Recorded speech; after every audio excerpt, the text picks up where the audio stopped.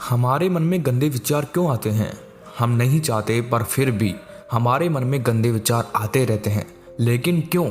मन ही हमारा सबसे बड़ा दोस्त है और मन ही हमारा सबसे बड़ा शत्रु है। जब हम अपने मन के हिसाब से चलते हैं तो मन हमें भटका देता है, और जब हम मन को संतुलित कर लेते हैं तो हम अपनी ज़िंदगी में सब कुछ पा लेते हैं। हम हमारे मन में आने वाले गंदे विचारों को रोकने की कोशिश करते हैं, पर जितना हम रोकते हैं उतने ही ये विचार हमारे अंदर प्रवेश करते जाते हैं। आप जिस चीज़ से जितना दूर भागोगे उतना ही वो चीज़ आपको अपने पास लाएगी। इसीलिए उस चीज़ से भागो मत, उस पर संतुलन कायम करो। एक बार एक युवक गौतम बुद्ध के पास आया और गौतम बुद्ध से बोला कि हे बुद्ध, मेरे मन में इतने गंदे विचार क्यों आते हैं? मैं नहीं चाहता कि मेरे मन में गंदे विचार आए, पर मेरे मन में हमेशा काम वासना के विचार चलते रहते हैं और मैं इनके बारे में सोच सोच कर बहुत परेशान हूँ। मेरी ऊर्जा और समय ये सब सोचने में ही नष्ट हो जाता है, और इन सब के विचारों की वजह से मैं कभी भी शांत नहीं रह पाता और मैं हमेशा ही स्त्रियों को देखकर मोहित हो जाता हूँ, अपने आप को रोक ही नहीं पाता। बुद्ध मुस्कुराए और उन्होंने उस युवक से पूछा, क्या तुम्हें पता है ये काम वासना होती क्या है? फिर लड़के ने उत्तर दिया और कहा, बुद्ध, मैं ये तो नहीं जानता कि काम वासना होती क्या है, पर हाँ, ये जो भी है बहुत बुरी चीज है। फिर बुद्ध ने उस युवक से कहा कि सबसे पहले तो तुम्हें ये समझना है कि प्राकृतिक रूप से जो भी चीजें हमारे अंदर है वो बुरी नहीं है। हमारे जीवन में उसकी कुछ ना कुछ जरूरत है। वासना कोई बुरी बात नहीं है, ये तो हमारे मन की एक भावना है जो हमें किसी न किसी चीज की कमी का एहसास करवाती है, और फिर हम उस चीज को पाने के लिए उस चीज की तरफ आकर्षित हो जाते हैं। जैसे अगर तुम्हारे पास धन की कमी है तो तुम में धन पाने की वासना उत्पन्न हो जाएगी। तो वासना कुछ और नहीं, बस एक प्रकार की कमी है जो कि एक प्रकार की जरूरत का एहसास है, और जब ये जरूरत शारीरिक हो तो हम इसे काम वासना कह देते हैं।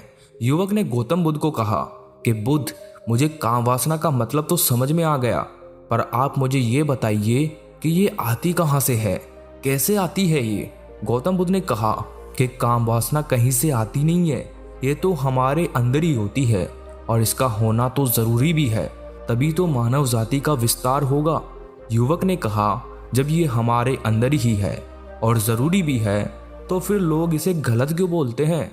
बुद्ध ने कहा कि यही तो समस्या है, लोगों ने काम वासना को गलत तरीके से सोच लिया है, इसे छिपाने की दबाने की कोशिश करते हैं। काम वासना गलत नहीं है, बल्कि काम वासना का गलत तरीके से प्रयोग करना गलत बात है।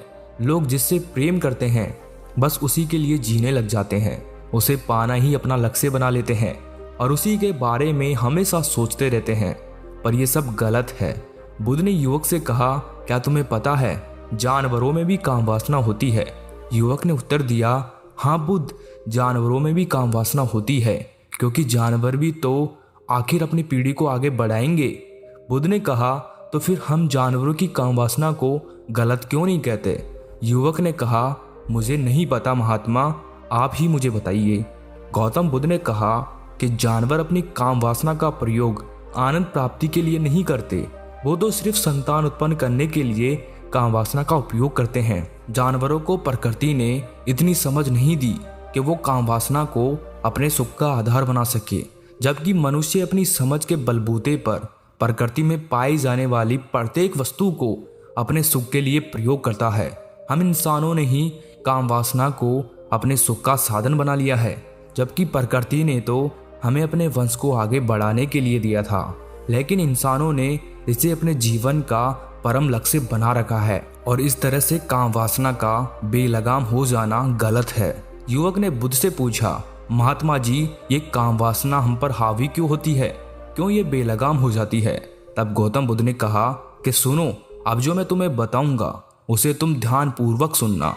काम वासना का सारा खेल तुम्हें समझ आ जाएगा, तुम्हें तुम्हारे सारे सवालों का जवाब मिल जाएगा, बस तुम्हें ध्यान से सुनकर समझना है। फिर गौतम बुद्ध युवक को बताना शुरू करते हैं कि एक बार की बात है, एक आश्रम में गुरु और उनके शिष्य रहा करते थे। शिष्य रोजाना आश्रम के बाहर स्थित गांवों में भिक्षा लेने के लिए जाते थे। उस आश्रम का एक शिष्य जिस गांव में भिक्षा लेने जाता था, उस रास्ते में एक नदी पड़ती थी। वो शिष्य रोज उसी रास्ते से भिक्षा लेने जाता था। एक दिन उस शिष्य ने देखा कि एक लड़का पेड़ के पीछे छिपा है। वो शिष्य उस लड़के के पास गया और उससे जाकर बोला, भाई तुम इस पेड़ के पीछे छिपकर क्या देख रहे हो? लड़के ने कहा, अरे तुझे नहीं दिख रहा क्या कि मैं क्या देख रहा हूँ? तब शिष्य ने नदी की तरफ देखा तो वहां पर कुछ लड़कियां पानी भर रही थी। वो लड़कियां 14-15 साल की होगी। तब शिष्य ने उस लड़के से कहा, अरे भाई वहां पर तो लड़कियां पानी भर रही है, इसमें छिपकर देखने वाली क्या बात है? तब वो लड़का शिष्य की तरफ देखकर उससे कहता है, अरे पागल तुम्हें दिखाई नहीं दे रहा क्या कि कैसे ये परियां नदी से पानी निकाल रही है? जरा उनकी अदाओं को तो देखो, उनके कोमल शरीर को देखो, उनकी पतली कमर मटके को उठाते समय बल खाती है और उनके बाल उनकी कमर पर कैसे लहरा रहे हैं, मानो सुंदरता बिखरी पड़ी हो। शिष्य ने फिर नदी की तरफ देखा और इस बार वो शिष्य देखता ही चला गया। अभी तक तो उसे कुछ भी नजर नहीं आ रहा था और वो बिल्कुल निर्भय था। उसे किसी भी बात का कोई डर नहीं था।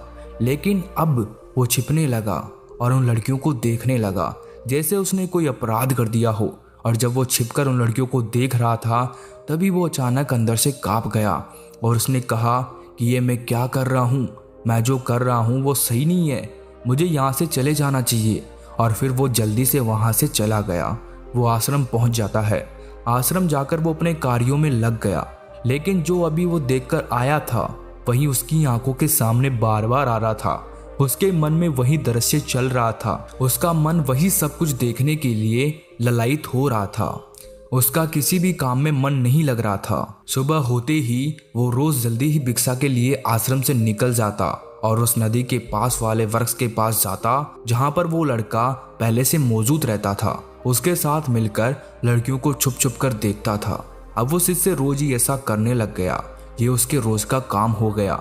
अब उस शिष्य का मन किसी भी काम में नहीं लगता था। वो हमेशा ही किसी न किसी प्रकार के विचार में उलझा रहता। वो आश्रम के कार्यों को भी ठीक ढंग से नहीं कर पा रहा था। ना वो ठीक से सो पाता था, ना वो ठीक से खाना खा पाता था। उसका मन बेचैन सा रहता था। उसका मन बार बार उन लड़कियों के सौंदर्य को देखने के लिए ललायित हो उठता था। जब गुरु भिक्षा देते तब भी उस शिष्य का मन कहीं और विचारों में खोया रहता था। गुरु ने अपने शिष्य की इन हरकतों को भांप लिया था। तब एक दिन गुरु ने शिष्य को अपने पास बुलाया और कहा कि आज से मैं भी तुम्हारे साथ भिक्षा मांगने चलूंगा। तुम और मैं साथ साथ भिक्षा मांगने चलेंगे। तभी शिष्य ने गुरु को मना करते हुए बोला, नहीं गुरुदेव, आप परेशान क्यों हो रहे हो? मैं अकेला ही ठीक से भिक्षा मांग सकता हूँ। गुरु ने शिष्य से कहा कि ठीक है, तुम अकेले ही भिक्षा मांगने जाओ। शिष्य तुरंत वहां से भिक्षा मांगने के लिए निकल गया। शिष्य को जाने के बाद गुरु भी आश्रम से निकल गए और शिष्य का पीछा करने लगे कि वो कहाँ जाता है, किससे मिलता है। ये सब देखने के लिए उसके पीछे पीछे चलने लगे। थोड़ी दूर जाने के बाद गुरु ने देखा कि उनका शिष्य एक लड़के के साथ एक पेड़ के पीछे अपराधी की तरह छिपा हुआ है और छिपकर कुछ देख रहा था। गुरु भी अपने शिष्य के पीछे जाकर खड़े हो गए कि आखिर उनका शिष्य ऐसा क्या देख रहा है जिसे देखने के लिए वो पेड़ के पीछे अपराधियों की तरह छिपा पड़ा है। गुरु ने देखा कि उनका शिष्य पेड़ के पीछे छुपकर लड़कियों को देख रहा था जो कि नदी से पानी भर रही थी। तभी गुरु ने शिष्य को कहा कि शिष्य, क्या तुम इन लड़कियों से भी भिक्षा लोगे? अपने गुरु की आवाज सुनकर वो शिष्य घबरा गया और उसके पसीने छूटने लगे। वो थर थर कांपने लगा जैसे किसी चोर को चोरी करते समय रंगे हाथों पकड़ लिया हो। उस शिष्य की हालत खराब हो गई। वो कुछ भी नहीं बोल पा रहा था। दूसरा लड़का जो शिष्य के साथ था वो वहां से भाग गया। शिष्य घबराया हुआ था। उसके मुंह से कुछ टूटे फूटे शब्द ही बाहर निकल रहे थे। वो अपने गुरु से नजरें भी नहीं मिला पा रहा था। गुरु ने शिष्य की तरफ देखा और कहा कि मेरा शिष्य तो निर्भय था, उसे तो किसी भी चीज का डर नहीं था, लेकिन ये क्या, तुम तो डर के मारे कांप रहे हो। शिष्य ने गुरु से कहा कि मुझे माफ कर दो गुरुदेव, मेरा इसमें कोई दोष नहीं है। उस लड़के ने मुझे बहका दिया था, लेकिन आपसे मैं वादा करता हूँ कि आज के बाद मैं ऐसा कभी दोबारा नहीं करूँगा। मुझे माफ कर दो गुरुदेव। गुरु ने शिष्य से कहा कि कोई बात नहीं, पर इस बात का तुम ध्यान रखना कि हम जैसी संगति करते हैं वैसा ही फल हमें प्राप्त होता है। हम जैसी संगति करते हैं उसके विचार हमारे अंदर प्रवेश करते हैं। इसीलिए अच्छी संगति करो जिससे तुम्हारे अंदर अच्छे विचारों का प्रवेश हो। फिर गुरु और शिष्य आश्रम लौट आए और शिष्य फिर से आश्रम के कार्यों पर ध्यान देने लगा। उसने उस रास्ते को छोड़ दिया और दूसरे रास्ते से जाने लगा। वो अपने काम को ध्यान से करता, लेकिन धीरे धीरे उसके अंदर क्रोध उत्पन्न हो गया और फिर वो दूसरे शिष्यों पर क्रोध करने लगा। वो बेचैन रहने लग गया। अब वो सही समय पर भोजन भी नहीं करता था। वो भोजन भी बहुत कम खाता था। एक रात गुरु उस शिष्य के पास आए और उससे बोले कि अब तक तुमने कितनी बार अपना वादा तोड़ दिया। ये सुनकर शिष्य अपने गुरु के चरणों में गिर गया और रोने लगा। रोते रोते ही उसने गुरु से कहा कि गुरुदेव, मैं कई बार अपना वादा तोड़ चुका हूँ, फिर वादा कर लेता हूँ, लेकिन हर बार मैं वादा तोड़ देता हूँ। मेरा मन मेरे नियंत्रण में है ही नहीं। मैं बहुत कोशिश करता हूँ कि मैं अपने मन से सारे बुरे विचारों को निकाल दूँ, लेकिन मैं चाहकर भी ऐसा नहीं कर पा रहा हूँ। फिर गुरु ने शिष्य को कहा कि चलो मेरे साथ। गुरु शिष्य को आश्रम के बगीचे में लेकर गए और शिष्य से कहा कि देखो, यहाँ पर कुछ नालियां बनी हुई है जिससे नदी का पानी इन पौधों तक आ रहा है और ये पानी एक निरंतर बहाव से आ रहा है। क्या तुम इस पानी के बहाव को रोक सकते हो? शिष्य ने कहा कि हाँ गुरुदेव, मैं इस बहाव को रोक सकता हूँ। फिर शिष्य ने मिट्टी उठाकर उस नाली में डाल दी। वो पानी थोड़ी देर के लिए रुक गया और फिर थोड़ी देर बाद उस रेत के ऊपर से पानी आ गया। गुरु ने शिष्य से कहा, अरे ये क्या, ये तो पानी रुका ही नहीं। फिर शिष्य ने कुछ कंकड़ पत्थर उठाकर उस नाली में डाल दिए और फिर थोड़ी देर के लिए पानी रुक गया, लेकिन फिर थोड़ी देर बाद ही उन कंकड़ पत्थर के ऊपर से पानी निकल आया। फिर गुरु ने कहा कि शिष्य, ये क्या हुआ? पानी तो फिर से आ गया। तुम तो बोल रहे थे कि तुम इसे रोक दोगे। क्या हम किसी काम को रोकना चाहे तो क्या हम उसे रोक नहीं सकते? तब शिष्य ने कहा, कोई बात नहीं गुरुदेव, मैं इस पानी को तो आपको रोक के दिखाऊंगा। फिर वो शिष्य एक बड़ा सा पत्थर लेकर आया और उस नाली पर डाल दिया और पानी रुक गया। फिर शिष्य ने गुरु से कहा कि देखा गुरुदेव, मैंने कहा था ना कि पानी को मैं रोक दूंगा। मैंने पानी को रोक दिखाया। आपकी बात मैंने पूरी कर दी।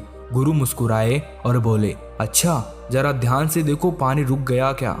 वो तो पीछे की नाली तोड़कर बाहर आ गया और अगल बगल से बह रहा है। और ध्यान से देखो तो इस पत्थर के आगे भी आ गया और ये पानी अपना रास्ता बदल कर फिर से आगे की तरफ बह जाएगा। और फिर थोड़ी देर बाद ऐसा ही हुआ। फिर गुरु ने शिष्य को समझाया कि तुम्हारे साथ भी तो ऐसा ही चल रहा है।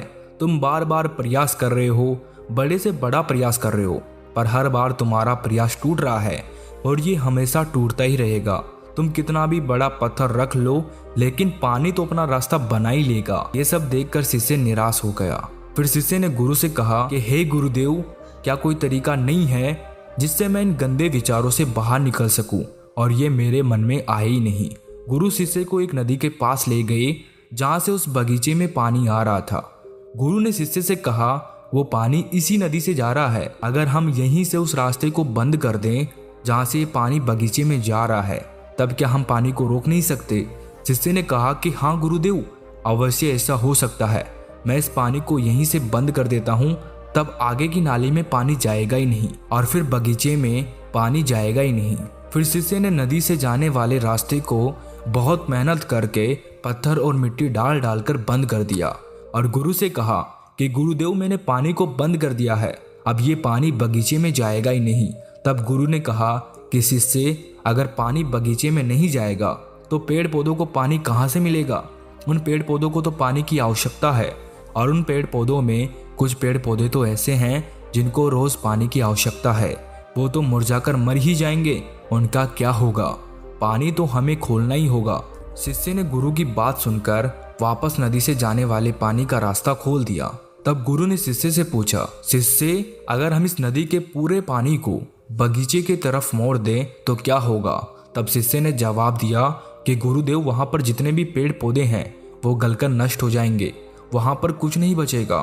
फिर गुरु मुस्कुराए और बोले, तुम इस बात को समझो कि हमें किसी भी चीज को रोकना नहीं है, बस हमें हमेशा संतुलन बनाए रखना है। कम पानी से भी पौधे नष्ट होते हैं और ज्यादा पानी से भी पौधे नष्ट होते हैं। हमारा जीवन संतुलन से ही चलता है। गुरु ने शिष्य से कहा कि अगर मैं तुम्हें कुछ कहूँ कि तुम आम के बारे में मत सोचो, तो तुम्हारे मन में सबसे पहले किसका चित्र आएगा? शिष्य ने कहा कि गुरुदेव, मेरे मन में तो पहला चित्र आम का ही आएगा।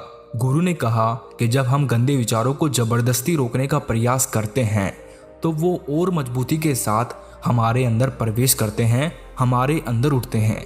इसीलिए हमें उन्हें कभी भी दबाने की कोशिश नहीं करनी चाहिए। फिर गुरु ने शिष्य को समझाते हुए कहा कि हमारे गंदे विचार बुरे लोगों की संगति करने की वजह से भी आते हैं। कई बार क्या होता है कि कामुकता हमारे अंदर होती नहीं है, लेकिन कुछ अश्लील लोगों के साथ रहने की वजह से ये हमारे अंदर हावी हो जाती है। फिर शिष्य ने कहा कि गुरुदेव आप सही कह रहे हैं, मैं अपने मार्ग से भटक गया था। फिर वो शिष्य उस रात बहुत ही चैन की नींद सोया। सुबह अपने कार्यों को पूरे मन से किया और फिर सुबह वो भिक्षा लेने के लिए उसी रास्ते से गया जहां वो लड़का आज भी पेड़ के पीछे छिपकर उन लड़कियों को देख रहा था। वो शिष्य उस नदी पर गया जहां वो लड़कियां पानी भर रही थी। उसने उन लड़कियों से पानी मांगा। उन लड़कियों में से एक लड़की ने उसे पानी पिलाया और उस सन्यासी शिष्य के चरण छुए। शिष्य ने उसे आशीर्वाद दिया कि तुम्हारा कल्याण हो। शिष्य का मन सकारात्मक ऊर्जा से भर गया।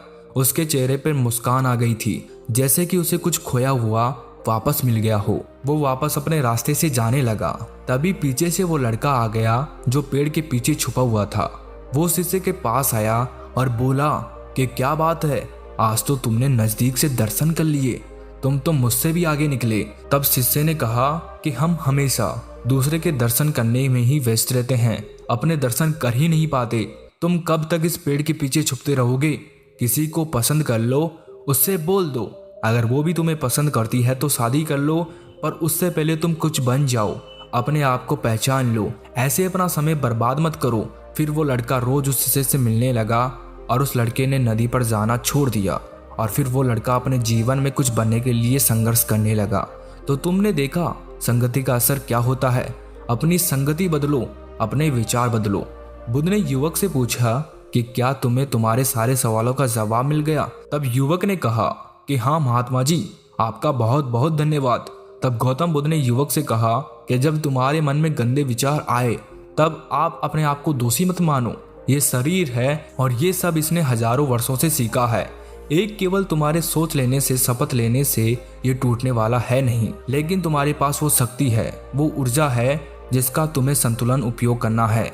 तुम एक जीवित ऊर्जा हो जो कुछ भी अनुभव करने के लिए स्वतंत्र है, जो निर्माण करने के लिए स्वतंत्र है। इसीलिए तुम अपने आप को पहचानो। ये बोलकर गौतम बुद्ध मौन हो गए और वो युवक वहां से चला गया।